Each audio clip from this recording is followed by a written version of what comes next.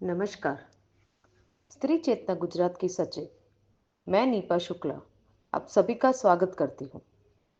क्रांतिकारी सावित्रीबाई फुले पर आधारित यह ध्वनि मुद्रित नाट्यकृति सादर कर रहे हैं राष्ट्रीय संगठन भारतीय स्त्री शक्ति संलग्न स्त्री चेतना गुजरात के कार्यकर्ता। भारतीय स्त्री शक्ति वर्ष में 4 महत्वपूर्ण दिवस मनाती है। उसमें एक है 3 जनवरी जिसे हम महिला प्रेरणा दिवस कहते हैं। वह है भारत की प्रथम महिला शिक्षिका, समाज सुधारक, क्रांतिकारी सावित्रीबाई फुले का जन्मदिन। आज के परिप्रेक्ष्य में भी उनका जीवन हमें कैसे सही दिशा दर्शन करता है, वह सुनेंगे, जानेंगे इस छोटी सी नाट्यकृति से, जिसे प्रस्तुत कर रहे हैं विद्या जी, चारुता जी, सारिका जी, ज्योति जी, नीरा जी और सोनल जी। आप सभी से अनुरोध है, आपके स्थान पर भी यह योग्य लगे वहां इसका अवश्य उपयोग करें। धन्यवाद। अभिवादन। यह नाट्यकृति की शुरुआत सावित्रीबाई फुले की लिखी पंक्तियों के साथ करते हैं। अगर ज्ञान नहीं है, शिक्षा नहीं है और सच्ची चाह भी नहीं है, बुद्धि है पर उसका उपयोग नहीं है, तो मनुष्य कहलाने का अधिकार कहाँ है? तो मनुष्य कहलाने का अधिकार कहाँ है? पशु, पक्षी, बंदर, मनुष्य सभी जीवन मृत्यु से गुजरते हैं। यदि इसका ज्ञान नहीं पाया तो मनुष्य कहलाने का अधिकार कहाँ है? तो मनुष्य कहलाने का अधिकार कहाँ है?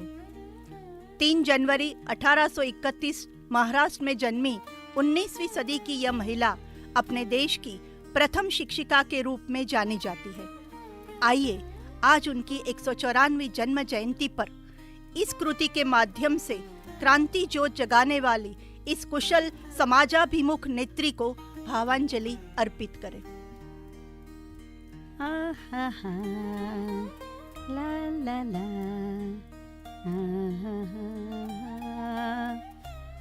मैं कितनी सुंदर लग रही हूँ।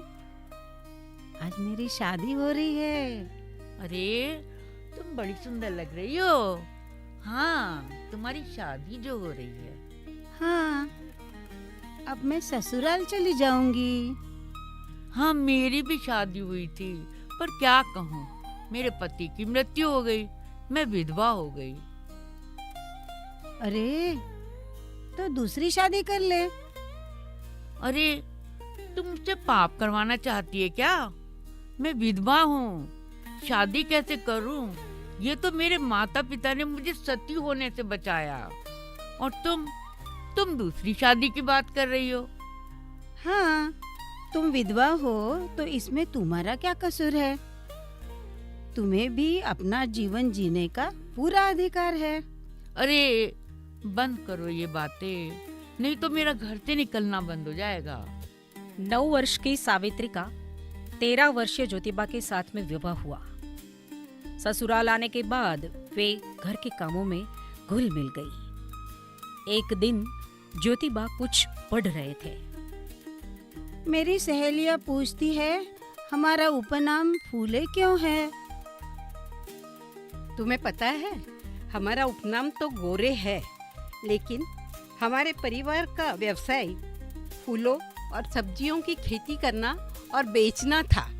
इसलिए लोग हमें गोरे की जगह फूले के नाम से जानने लगे, और हम तो पेशवाओं को भी फूलों की आपूर्ति करते थे। आप तो सारे दिन पढ़ते ही रहते हो, मेरे साथ खेलते भी नहीं हो। मेरे मायके में सब साथ खेलते थे। सावित्री, मैं शिवाजी महाराज की जीवनी पढ़ रहा हूँ। हमारे इतिहास को हम सबने जानना ही चाहिए। मैं तो कहता हूँ तुम भी पढ़ना शुरू कर दो, मैं तुम्हें पढ़ाऊंगा। तुम तैयार रहना। ज्योतिबा की माता की मृत्यु पश्चात सगुणाबाई उनकी देखभाल करती थी। वह ब्रिटिश अधिकारियों के घर दाई का काम करती थी, इसलिए उन्हें थोड़ा बहुत अंग्रेजी पढ़ना बोलना आता था। एक दिन ज्योतिबा गुस्से में घर में प्रवेश करते हैं। क्या हुआ? आप इतने गुस्से में क्यों हैं? आप तो अपने मित्र की शादी में गए थे ना? हाँ, गया था, पर मेरा वहाँ बहुत अपमान हुआ, बहुत बेइज्जती हुई। अब मैं पढ़ लिख कर उनको दिखा दूंगा मैं क्या हूँ और मैं क्या कर सकता हूँ। सावित्री सगुणाबाई के साथ ज्योतिबा को दोपहर का खाना देने खेत में जाती थी। ज्योतिबा मिट्टी में लिखकर उन्हें पढ़ना लिखना सिखाते थे। ज्योतिबा को महिला शिक्षा के प्रति आस्था थी। उन्होंने महाराष्ट्र के अहिल्यानगर यानी कि अहमदनगर में मिशनरी के साथ मिलकर स्कूल खोलने का प्रयास किया। उनके पिताजी का विरोध प्रखर था, इसलिए उन्होंने ज्योतिबा को घर से बाहर निकाल दिया। साथ में सावित्री और सगुणाबाई भी निकल गए। वे पुणे आए और अपने मित्र उस्मान शेख से मिले। सावित्री भाभी, आप दोनों समाज के लिए जो काम करना चाहते हैं, ज्योतिबा ने जो महिला शिक्षा का बीड़ा उठाया है, उसे पूरा करने में हम दोनों आपके साथ हैं। सावित्री दीदी, आज से मैं आपकी छोटी बहना, आज से आप यही रहेंगी हमारे साथ और हमारे घर में ही आप स्कूल शुरू करेंगी। मैं भी आपके साथ काम करूंगी। पुणे में एक ब्रिटिश अधिकारी की पत्नी ने छबीलदास के बाड़े में लड़कियों के लिए स्कूल खोला था। उसमें सावित्री पढ़ने जाने लगी। पढ़ाई के समय थॉमस क्लार्कसन की जीवनी पढ़कर परिवर्तन का प्रमुख साधन शिक्षा ही है, इस विश्वास के साथ 1 जनवरी 1848 में भीड़ेवाड़े में ज्योतिबा सावित्रीबाई ने लड़कियों के लिए स्कूल खोला। सावित्री, अब तुम हमारे स्कूल की लड़कियों को पढ़ाओगी, ठीक है ना? हाँ, मैं जरूर पढ़ाऊंगी। हमारा स्कूल सभी जाति की लड़कियों के लिए खुला रहेगा। सावित्री स्कूल जाती है, लेकिन लोगों को वो आंखों में कांटे की तरह चुभती है। वे इसे प्रताड़ित करते हुए उस पर गोबर, पानी और कीचड़ फेंकते हैं। ये गंदगी कीचड़ आज मेरे कपड़ों पर डाल रहे हो, वो कल तुम्हारी अंध मान्यताओं पर होगा। कपड़े गंदे हो गए हैं, अब मैं स्कूल कैसे जाऊं? मुझे कपड़े बदलने होंगे, घर जाती हूँ। अरे सावित्री, ये क्या हुआ? तुम्हारे कपड़े गंदे कैसे हुए? गांव के लोगों का प्यार कपड़ों पर बरस पड़ा। ज्योतिबा ने नीचे बैठकर सावित्री के पांव अपने हाथों से साफ किए और कहा, अब आज से तुम एक और 9 गज की साड़ी साथ ले जाया करो। अरे रे, आप मेरे पाँव धो रहे हो? पाँव तो मैंने आपके धोने चाहिए, ताकि हमारे समाज में मैं पतिव्रता कहलाऊंगी। लाओ, मैं आपके हाथ धो देती हूँ। सावित्री, हम जीवन साथी है। जीवन भर हाथ में हाथ लेकर समाज के उस क्षेत्र में काम करेंगे जहां औरत को पाँव की जूती और दासी समझा जाता है। हम यह प्रस्तापित करेंगे कि पति पत्नी एक दूसरे के पूरक है। आपके विचार सुनकर आज मैं धन्य हो गई। मैं जरूर ऐसी बहनों के लिए काम करने हमेशा तत्पर रहूंगी। 1 साल के भीतर सावित्रीबाई और ज्योतिबा ने दलित बस्ती में 18 स्कूल खोले। जिन बच्चों के पास पैसे नहीं होते थे, उनका खर्चा वे स्वयं उठाते थे। वे सोचती थी माता पिता अशिक्षित हो तो वे लोग पढ़ाई का महत्व नहीं समझेंगे।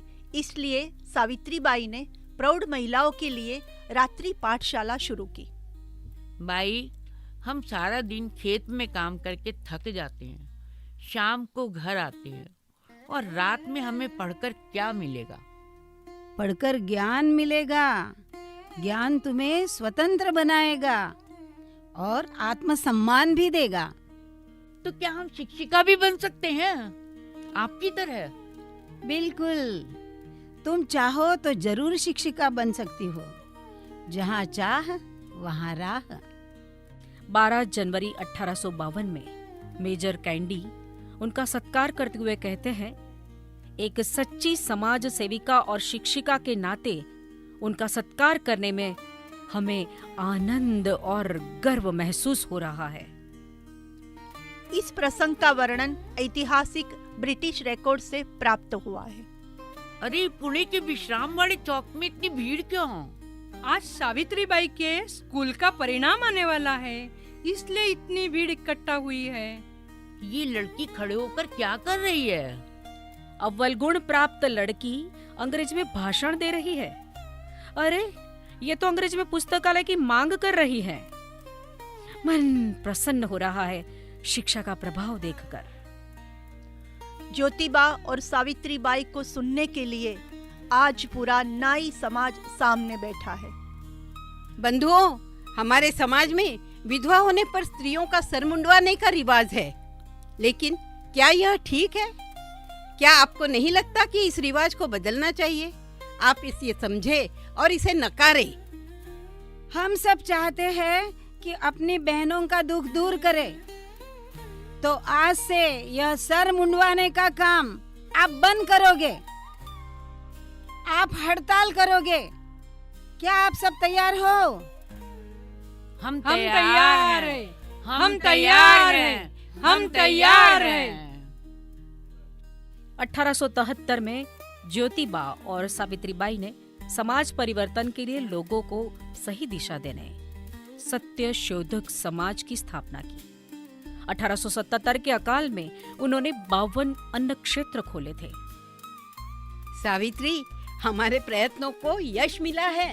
1873 में हमने जो सत्यशोधक समाज की स्थापना की और 3 महीनों के अंदर ही हम आज विधवा पुनर्विवाह करवा रहे हैं।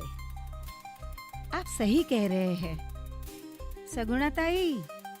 आज उनको महात्मा की उपाधि देकर मुंबई में बहुत बड़ी सभा में सम्मानित किया गया। सत्यशोधक समाज की स्थापना की, पत्नी सावित्रीबाई को प्रथम महिला शिक्षक बनाया, बालिका विद्यालय की स्थापना करके महिला शिक्षा का प्रसार, स्त्री सशक्तिकरण, समाज सुधार के कारण ज्योतिबा को महात्मा उपाधि से सम्मानित किया गया। 1890 में ज्योतिबा की मृत्यु हो गई और उनकी स्मशान यात्रा में सावित्रीबाई अग्निकुंड लेके सबसे आगे थी। अपने पति को अग्निदाह मैं ही दूंगी। ये कैसे हो सकता है? तुम स्त्री हो और विधवा। तुम अग्निदान नहीं दे सकती। मैंने और मेरे पति ने कुरीतियों और अंधश्रद्धा को दूर करने का बीड़ा उठाया था। अग्निदाह देकर उनके कार्य को आगे बढ़ाने की मैं प्रतिज्ञा करती हूँ। 1897 में पुणे में भयंकर प्लेग फैला। सावित्रीबाई ने सत्यशोधक समाज की धुरा संभाली। सावित्रीबाई अन्य लोगों का इलाज करते करते खुद प्लेग का शिकार हो गई। 10 मार्च 1897 को उनकी मृत्यु हो गई। ज्योतिबा कहते थे, सावित्री ने कई आंदोलनों का नेतृत्व किया है। वे कुशल नेता है, मैं तो केवल उनका अनुयायी हूँ। ऐसी वीरांगना जो युद्ध में नहीं, समाज में कुरीतियों के विरोध में एक कुशल नेता बनी और भारतीय समाज के सामने एक आदर्श प्रस्थापित किया। सावित्रीबाई फुले वीरांगना के साथ लेखिका और कवयित्री भी थी। उन्हीं की एक कविता द्वारा उन्हें श्रद्धा सुमन अर्पित करते हैं। मत पूछो जाति, मत देखो भेद, मानवता ही है सबसे बड़ा वेद। ज्ञान का दीप जलाओ घर घर, अज्ञान मीटे टूटे हर डर। नर नारी एक समान है, दोनों में जीवन के प्राण है। शिक्षा से ही समाज जगेगा, अन्याय का अंधकार भागेगा। छुआछूत का त्याग करो, मानव मानव में प्यार भरो। एक दूसरे का हाथ थामो, समता का पथ सबको दिखाओ। जब सब मिलकर आगे बढ़ेंगे, तभी देश के भाग्य संवरेंगे। सामाजिक समरसता का यही संदेश, यही सच्ची मानवता का परिवेश। सामाजिक समरसता का यही संदेश, यही सच्ची मानवता का परिवेश। प्रिय बहनें, हम आपके अभिप्राय की अपेक्षा करते हैं। स्त्री चेतना की अध्यक्ष शैलजा जी को इस ध्वनि नाट्य का समापन करने के लिए अनुरोध करती हूँ। राष्ट्रीय संगठन भारतीय स्त्री शक्ति से संलग्न स्त्री चेतना गुजरात ने सावित्रीबाई फुले के जीवनी पर यह छोटा सा ध्वनि नाट्य सादर किया। इसका उद्देश्य न केवल तत्कालीन रूढ़िवादी समाज को सावित्रीबाई ने चुनौती दी, बल्कि भारत में आधुनिक शिक्षा और नारी सम्मान, स्त्री समानता आंदोलन की भी आधारशिला रखी। स्त्री शक्ति उनका जन्मदिन महिला प्रेरणा दिन तरीके मनाता है। उसके प्रमुख कारण है उन्होंने भारतीय महिलाओं के लिए शिक्षा के द्वार खोले।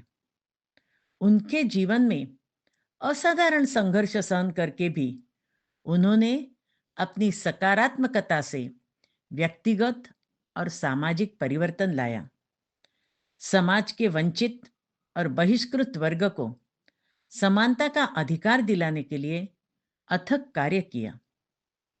बाल विवाह का विरोध और विधवा विवाह का समर्थन करके सामाजिक बुराइयों के खिलाफ निडरता से लड़ाई की। त्याग और सेवा भाव की सावित्रीबाई मूर्तिमंत उदाहरण थी। प्लेग की महामारी में मरीजों की सेवा करते समय वह स्वयं उसके चपेट में आई और उन्होंने अपने जीवन को समर्पित किया।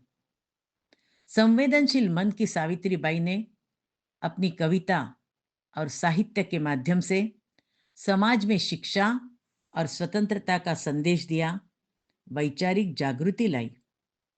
ऐसी भारत की प्रथम महिला शिक्षिका वर्तमान में भी हमारे लिए प्रेरणा मूर्ति है। उनके जीवन से हमारे कार्य को दिशा दर्शन प्राप्त करने हेतु हम उनको याद करते हैं। क्रांतिकारी सावित्रीबाई को संगठन के हम सभी कार्यकर्ताओं द्वारा शत शत वंदन, अभिवादन।